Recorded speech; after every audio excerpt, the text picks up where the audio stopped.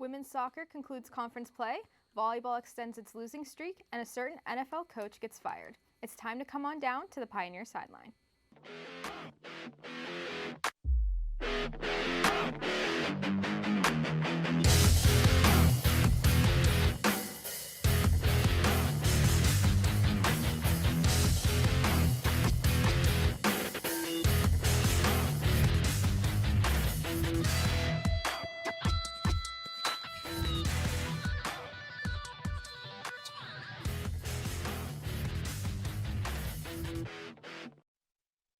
Good evening and welcome to Pioneer Sideline. I'm your host, Megan Lukic. To kick things off, Point Park's women's soccer traveled to West Virginia last Sunday to face Fairmont State in Point Park's final MEC matchup of the season. The Pioneers suffered yet another loss, walking away with a 3-1 final score. Entering the game, the Pioneers knew that they were out of playoff contention, but Coach Kelly Radar shared how his players still fought for the win regardless. Radar said, quote, "Even though we knew winning wasn't going to impact our trajectory upwards in the playoffs, they never gave up. They played with a lot of heart," end quote. Fairmont State's Valentina Giannanetto and Serenity Thomas led the way for the Falcons, scoring 1 goal each in the first half. Thomas put the Falcons on the board first, scoring her 10th goal of the season in the 28th minute. Then Giannanetto increased the lead with a successful penalty kill in the 37th minute, triggered by a foul from Point Park defender Jamie Spurrell. Point Park walked out of halftime down 2-0 as Journey Durrett Finney scored an unassisted goal 30 seconds into the period to cut the Pioneers' deficit in half. But before Point Park could attempt any more shots, the Falcons delivered yet another ball in the back of the net to score the final goal of the game. Giannanetto pulled through in the 53rd minute for her second of the game off an assist from fellow scorer Serenity Thomas. This decided the fate of the evening, sending the Pioneers home empty-handed. Both teams each recorded 5 shots on goal, leaving it to the goalkeepers to hold things down. Fairmont State's Olivia Johnson managed 4 saves and allowed only 1 goal, while Point Park's Nicole Kaczynski recorded 2 saves and allowed 3 goals. Going into the game, 3 of Point Park's goalkeepers suffered from injury or illness, including frequent starters Maggie Pappas and Frederike Rislarsdam. This awarded sophomore Kaczynski her first collegiate start. Other notable performances came from Jillian Stewartson with 3 shots on frame, while senior Vanessa Vasquez recorded 1. With this huge win for the Falcons, Fairmont State earned their 5th straight win to improve to a 9-4 conference record, putting them second in the MEC North Division and only 1 win behind Frostburg State, who they take on in their final game of the season tonight. The Pioneers wrap up conference play with a 1-9-4 MEC record and a 2-10-5 record overall, putting them in last place in the MEC North. Point Park closes the season tonight against Salem in a non-conference matchup at Highmark Stadium. Moving over to volleyball, the Pioneers had a hard-fought battle against West Liberty on Monday evening, but unfortunately were not able to come out on top, losing the match 3-2. West Liberty took the first set with a score of 25-13, but Point Park pushed back in the next 2 sets, winning 25-2 and 28-26. West Liberty tied it up in the 4th set with a 25-16 score, and then took home the victory in the final set, 15-9. The loss now brings the Pioneers' losing streak to 7 games. Despite the losing streak being extended, this was one of the Pioneers' better matches in recent weeks, being able to win their first set since October 25th. The Pioneers put up 46 kills on 32 errors throughout the 5 sets. Julia Follador led the Pioneers in the match with 15 of those kills. Eden McElhaney had 12 kills in this match, which extended her team lead in kills to 222 on the season. On the defensive side for the Pioneers, Nadi Conde had 14 digs for the Pioneers and Mia Arndt had 12. However, West Liberty's Kaya White led the match with 18 digs to help her team to victory. Point Park currently sits at last place in the Mountain East Conference North Division and is stuck in that position for a little over a week. That's all I have for Point Park sports. When we come back, more on local and national sports. Stay tuned.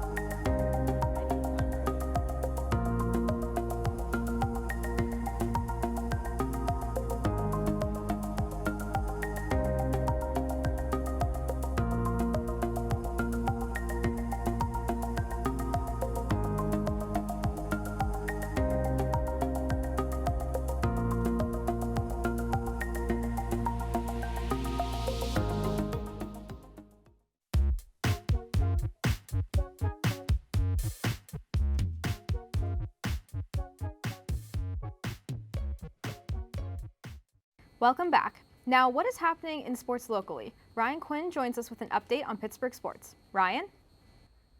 Thanks, Megan. The Pitt Panthers suffered their first loss on the season, falling to the SMU Mustangs 48-25. The first quarter gave hope for the Panthers, only being down 7-3 after a first drive TD from the Mustangs and a field goal by Pitt. But the second quarter wasn't so hot. A missed field goal by Ben Sauls led directly to a 71-yard rushing touchdown by SMU. Another mistake followed 2 drives earlier with Eli Holstein fumble, which led to another touchdown for the home team. From there, Pitt was unable to rebound in the second half, with 3 touchdowns not coming close to a comeback. A disappointing game for the Panthers, as this was their first ranked game since 2022, and chances at making it to the ACC Championship look extremely slim. Pitt now goes back home to bounce back against the Virginia Cavaliers. After breaking their 6-game losing streak and getting 2 wins over the Ducks and the Canadians, the Pittsburgh Penguins went on the road to go against the New York Islanders to fix their disastrous start to the season. After a scoreless first period, Sidney Crosby got the scoring started in the second. This now puts Crosby at 598 goals, getting close to that 600 mark. The Islanders responded with a goal of their own, but Pittsburgh had an answer to that on the power play goal by Evgeny Malkin. Another goal in the third period by Michael Bunting increased the Pens to a 3-1 lead in the third. However, 2 goals by New York led to a shootout where the Pens fell 4-3. The record of the Penguins is now 5-7-2 and now have a game at home against the Metro Division leaders, the Carolina Hurricanes. The Pittsburgh Steelers were active this trade deadline. With 2 trades came 2 new additions to the team. The first is that they finally got themselves a wide receiver. After falling short on stars like Brandon Ayuk and Devontae Adams, and rumors about DK Metcalf and Darius Slayton, they went to the New York Jets and got Mike Williams for a 2025 fifth-round pick. While not the star that the fans wanted, it does add another deep ball threat to the offense in a depleted wide receiver room. The next trade was to the Green Bay Packers, adding outside linebacker Preston Smith for a 2025 seventh-round pick. After injuries that had occurred to Alex Highsmith and Nick Herbig, this looks like a depth move that will add to an already stacked edge group. After the bye week, they now go visit the Washington Commanders, who made a move of their own at the deadline and look to be the biggest challenge to see if the Steelers are playoff contenders or pretenders. Next, we have Gabe Ebersole with an update on NFL Week 9. Gabe? Thanks, Ryan. Week 9 marks the NFL's mid-season point. With half of the season down, teams are rounding into peak form at this time, so let's see what they brought this past weekend. The Denver Broncos traveled into Baltimore, having won 5 of their last 6 contests. The Ravens, meanwhile, fell short against the Cleveland Browns a week prior and were looking to bounce back. Enter Action Jackson, favorite to win his 3rd MVP award, throwing for 280 and 3 scores on just 19 attempts. Lamar walked out of M&T Bank Stadium with a perfect 158.3 passer rating. He hooked up deep with sophomore wide receiver Zay Flowers for 127 and 2 touchdowns on the day. Meanwhile, the NFL's only current 1,000-yard rusher, Derrick Henry, eclipsed 100 on the day, and the freight train got past the pylons twice. One of these was his 100th career touchdown, the 5th fewest games to hit the mark in NFL history. Ravens poured on in the 41-10 win to move to 6-3. The football was airborne in an airtight divisional matchup in Seattle, 661 passing yards between the Seahawks and the Rams on the day. A monster day for Seattle receiver Jackson Smith-Njigba. One of his 7 catches for 180 was a 14-yard touchdown to tie the game at 20 apiece with 51 seconds left. Fast forward to overtime, the Seahawks got the ball first. 4th and 1 in the red zone, Kenneth Walker is stuffed. Matt Stafford walks onto the field. His 3 overtime passes, all completions for 15-plus yards. This includes the game winner, looking left for Demarcus Robinson's 2nd score of the day, 39-yard bomb. Rams walk it off to get back to 500 with a divisional win, 26-20. On Monday Night Football, the league's lone undefeated team was tested in their hardest game yet. The Kansas City Chiefs leaned on their heavy hitters all night. Mahomes posted 300 yards and 3 air scores, Travis Kelce with 14 catches for 100 yards. But it was the late offensive acquisitions for the Chiefs that pushed them through. DeAndre Hopkins hauled in 8 passes for 86 and 2 touchdowns in just his 2nd game with the team, and running back Kareem Hunt ran for 106 and a score. Tampa Bay was able to take the Chiefs to overtime, but there, Baker Mayfield would lose the coin flip and get the Josh Allen treatment. Hunt's overtime touchdown on the opening drive would be the decider. With a 30-24 win, Kansas City stays undefeated at 8-0. Week 10 is going to kick off on Thursday with the Ravens looking to complete a season sweep over the Cincinnati Bengals. Back to you at the desk, Megan.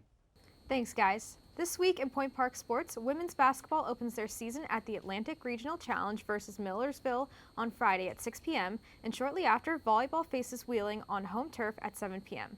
Then on Saturday, cross country competes in their final meet of the season at the St. Francis Red Flash Rally, and men's basketball competes in the Ron Wilson Classic against Mansfield at 7 p.m. After the break, more of what's happening in the sports world. Don't go anywhere.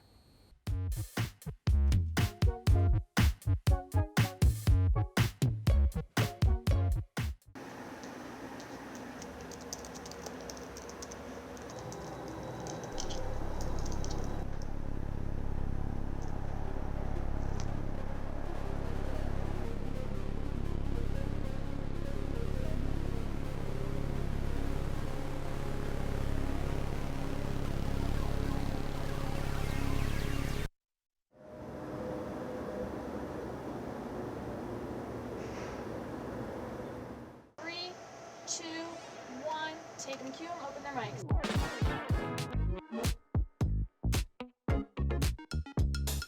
Today marked the 1-year anniversary of the Pittsburgh Post-Gazette strike. Point Park University just hosted a campus-wide meeting. Plans for the rapid transit bus line are not set to conclude until 2025.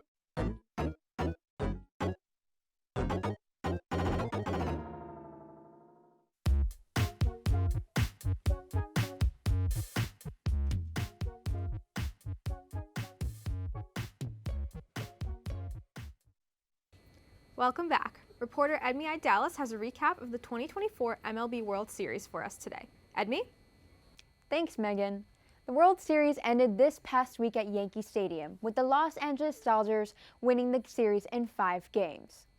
Game 5 started by looking quite bleak for the Dodgers as the New York Yankees reached 5 runs with the Dodgers sitting at 0 by the end of the 3rd inning. Aaron Judge started Game 5 strong with a 2-run home run, followed by Jazz Chisholm Jr.'s solo home run, both happening in the bottom of the 1st inning, making the Yankees the first team in the World Series history to hit multiple homers in the 1st inning of a game when facing elimination. In the bottom of the 3rd inning, Giancarlo Stanton's solo home run marked the Yankees' 5th run in the game. The Dodgers came back with a strong 5th inning, scoring 5 runs to tie up the game, with Mookie Betts' RBI single and Freddie Freeman's 2-run single. Teoscar Hernandez rounds out the Dodgers' explosive 5th inning with a 2-run double. Heading into the 9th inning, the Yankees were down 1 run with a score at 7-6. With tensions high at the bottom of the 9th inning, pitcher Walker Buehler strikes out Alex Verdugo to end the game, becoming the 8th player to record a win as a starter and a save in a single postseason series. This led the Dodgers to their 8th World Series title and their 4th win against the Yankees in their shared world history. Freddie Freeman was awarded the World Series Most Valuable Player after an incredible showing in the World Series. Freeman ties Yankees' Bobby Richardson in 1960 for the most RBIs in a single World Series with 12 RBIs. With the end of the season and going into the offseason, the teams are out scouting and making offers to some free agents. One of the most notable free agents is one of the Yankees' top performers, Juan Soto. Juan Soto has yet to accept an offer, stating that he is looking at all the offers given to him.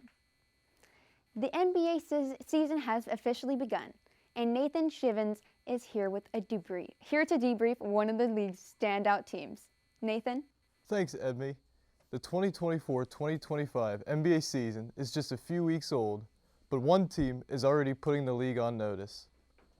The Cleveland Cavaliers are off to an 8-0 start, matching their best since the 1976-1977 season. They're the only undefeated team in the Eastern Conference and the second undefeated team in the NBA, with the Oklahoma City Thunder notching an early 7-0 record themselves. The Cavs have won in a multitude of ways this season. They've been able to win in convincing fashion against the Raptors, Wizards, and Lakers, but have also had to hold on late against the Bucks twice and the Knicks. While star Donovan Mitchell's scoring average is 3.5 points fewer than a season ago, the Cavs have received quality contributions from starters Darius Garland, Evan Mobley, and Jared Allen, as well as from reserves Karis LeVert, Sam Merrill, and Ty Jerome, who only played in 2 games all of last season for Cleveland. All of this has been done without starting shooting guard Max Strus, who's expected back in about a month as he is currently dealing with an ankle sprain. Even though it is highly unlikely the Cavs will remain undefeated for even a fourth of the season, the upcoming schedule for Cleveland is far from daunting. Only one of their next 8 games and 4 of their next 20 will be against teams that currently have a winning record. With the caliber of opponents the Cavs will be facing, a very impressive 8-game start could springboard into an excellent first quarter of the season that could position the team well in a weakened Eastern Conference as the calendar flips to 2025. With a team like the Boston Celtics lurking right behind them in the standings, it is paramount for Cleveland to continue stacking wins throughout the season if they want to threaten for the number 1 seed in the Eastern Conference. For now, though, the Cavs and their fans have to be ecstatic about the blistering start their team is off to. Next, Ronan Lancaster has some information on an NFL team that made a big midseason move. Ronan? Thanks, Nathan. It's been a disappointing year for the New Orleans Saints. The Saints were ready to go this season. They even started off 2-0. They were winning football games in dominant fashion as they scored 91 points combined in their first 2 games. The hype in New Orleans was real, and suddenly it came to a grinding halt. After starting 2-0, the New Orleans Saints have lost 7 in a row. They are currently 2-7, and they are tied for last in the NFC South. After the loss this weekend to the Carolina Panthers, the Saints announced they will be moving on from head coach Dennis Allen. Allen's overall head coach tenure is wrapping up with an 18-win and 25-loss record during all his seasons combined. Allen spent many seasons as the offensive coordinator of the Saints under Sean Payton. He was a replacement to the longtime Saints coach. Allen will be replaced by Darren Rizzi, who will be the interim head coach. That's all from me and the rest of us. Back to you at the desk, Megan. Thanks, everyone. When we come back, we discuss the state of the Pittsburgh Penguins and Coach Mike Sullivan. Don't go anywhere.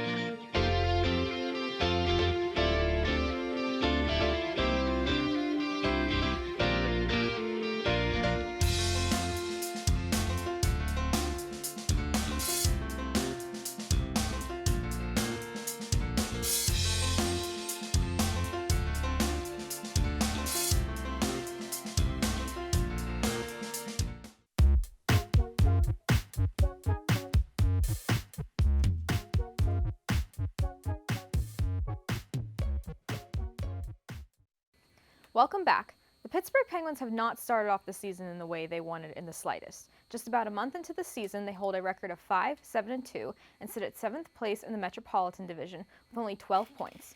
While concerns regarding the defense, goaltending, and the bottom 6 continue to linger, fans have also raised questions about whether or not head coach Mike Sullivan needs to be relieved of his duties. I'm joined by Ryan, Austin, and Angelo to discuss the topic. So, Ryan, I guess we'll just start with you. What do you think the Penguins need to do with Sullivan? Does he stay? Does he go? I believe that Mike Sullivan should stay. I mean, he's been dealt a bad hand since the get-go. I mean, he's dealt a hand with Tristan Jarry, who we paid, $10 million to not stop a single puck all year. And then we got Kyle Dubas is the main reason. In my opinion, Kyle Dubas is our main reason we're not doing good.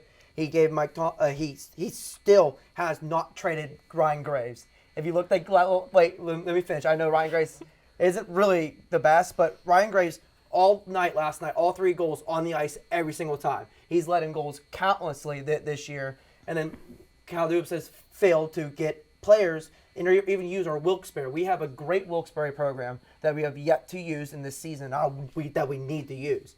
It's time for us to fix our defense by using the young talent. We are the second oldest team in the NHL. This ain't the NFL or the NBA or any other league where you can get away with being old. You got to be fast and you got to be able to move on the ice. And that's the problem with the Pens. They can't move because they're not young and they're not quick on their skates anymore. Well, respectfully, you're wrong, and here's why you're wrong. So Mike Sullivan, over the last couple of years, they have struggled to make the playoffs, number one. They missed the playoffs last year. They missed the playoffs the year before. Florida Panthers squeezed into the playoffs. Vegas Golden Knights then went on in that playoffs, went to the Stanley Cup Finals to lose in 5 games. The year prior to that, the New York Rangers series went to 7 games. We saw Tristan Jarry, Casey DeSmith, and Louis Domingue, 3 different goaltenders in that series. 2 years prior to that were also first-round exits, courtesy of the New York Islanders. It's safe to say the Penguins have a winning problem right now. They have struggled to get into the playoffs. They have struggled to make it out of the first round. Who does that fall on? Does it fall on Sidney Crosby? Does it fall on Evgeny Malkin? Does it fall on Chris Letang? I personally believe it falls on Mike Sullivan. I do have to agree with him. But back to your point about Ryan Graves, I just have to say he has not been the worst defenseman on this team this year.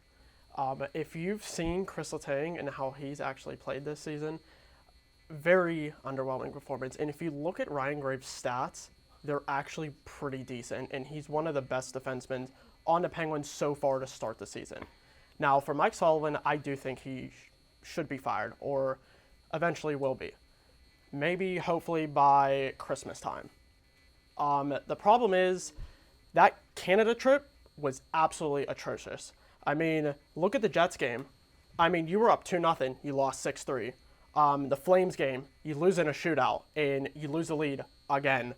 Oilers game, I mean, it's the Oilers. You get shut out by them. Vancouver, I mean, what happened? Was that a 2-0 lead again? I mean, like, all signs are pointing back to Mike Sullivan, so I just, what else can you say? I just don't agree with making a coaching change that's going to make a big difference for this team. I mean, I get it. Other teams have made drastic jumps after firing a coach earlier in the season for the NHL, because the NHL isn't like the NFL where you have a lot of games to play. I just don't think this team needs a coaching change yet. Now, look, I think we should give Mike Sullivan the whole year out, see if he can switch his season around. I think our base problem is that we need to switch up. I'm not saying switch up the lines again, because we saw what happens when we brought Malkin up to the first line. Nothing really changed except the first line started scoring just a tad bit more, which, yeah, you get it, but you also lose talent later in your lineup. But I think our problem is our players, and we got to start making accusations to get better players. I think we should trade Gregory's way, try to get somebody else. And even if we go back to the years we won the Cup, what did? We used Wilkes-Barre. I mean, we used our farm team to actually help our team. And I think we should go back to that system again, where Mike Sullivan likes a faster-paced hockey. And what happens with faster-paced hockey? You have younger guys on the ice. We need to get younger, and it starts with Wilkes-Barre and getting people who are on the trading block for other teams. And that all falls on Kyle Dubas is not doing his job. I think I have to agree with all of your points here. I think it does fall on Dubas to make sure that they do acquire the right players. And I think Dubas believes he did acquire the right players in the offseason. And personally, I thought they were going to do great, but after this first month, haven't really proven anything to me. The bottom 6 was looking good at the beginning of the season, but now they've just kind of fallen off. Defense, goaltending, obviously horrible. But I do agree that we should give Sullivan a little bit of time. If losing streaks like the Canada trip continue to happen and continue to pile up, and these leads continue to get blown, I feel like a voice change in the locker room would be a good thing for this team. Because like you said, some teams do get success from that. But I think this also needs to fall on the players if Sullivan gets fired, because they need to see that, okay, he lost his job. We clearly need to step this up too, because we can't. This is on us, not just him. We need to do something about it. Can I just say, this team cannot compete in the Metropolitan Division. No, they can't. Absolutely not. The Capitals have been a big surprise for me this season. The Capitals, they changed head coaches from Laviolette like last year or 2 years ago to Spencer Carberry this year. Look at where they're at this year. They're 8-3 so far. Pens are still 5-7-2, and Pens have played 3 more games. Look at Carolina. Rod Brindamore got an extension. They're at the top of the division, and they lost Jake Etzel, Teuvo Teravainen, Brady Shea, Brent Pesci. I mean, there's possibly more. So the team is not competing in the Metro. And the Rangers are there. The Devils are back healthy. In Columbus, out of all teams, is better. I mean, the Metro is just stacked. I understand that, but they just can't compete with these other teams. I'd like to rewind for a second too. Coaching decisions made by Mike Sullivan has also cost them games time and time again. I mean, go back to the Islanders game earlier this week. Goes down to a shootout. Why is Evgeny Malkin not in the game? That's number one. Number two, why is Chris Letang in the game as star defensive end over Evgeny Malkin? Then you can go back to the end of last season against the Toronto Maple Leafs. Sidney Crosby is on the bench to start off overtime. Well, that's all the time we have for this week. Be sure to join us next week at the same Pioneer time, the same Pioneer channel, and the same Pioneer Sideline.